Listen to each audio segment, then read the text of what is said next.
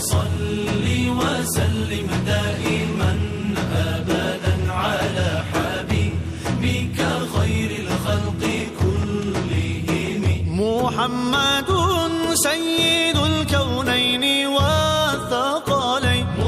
اعوذ باللہ من الشیطان الرجیم. بسم اللہ الرحمن الرحیم. تمام سننے اور دیکھنے والوں کو السلام علیکم.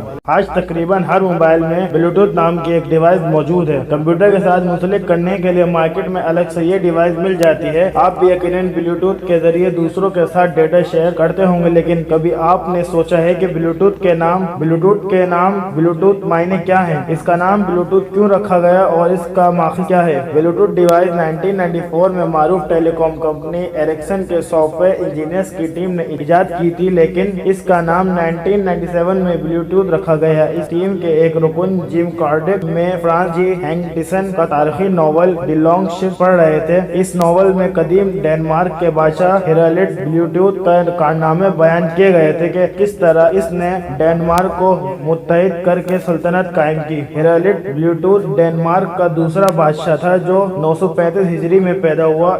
اس نے 998 ہجری سے لے کر 986 ہجری تک شاندار حکومت کی تھی. یہ بادشاہ گارم دی اولڈ کا بیٹا تھا جس کا سکہ ڈنمارک اور ناروے دونوں پر چلتا تھا، لیکن اس وقت ڈنمارک مختلف قبائل میں بٹا ہوا تھا. ہیرالڈ بلوٹوتھ ایک زیرک انسان تھا. اس نے اپنے دور اقتدار میں ڈنمارک کے منقسم اور بکھرے ہوئے قبائل کو ایک سلطنت کے تحت متحد کیا تھا.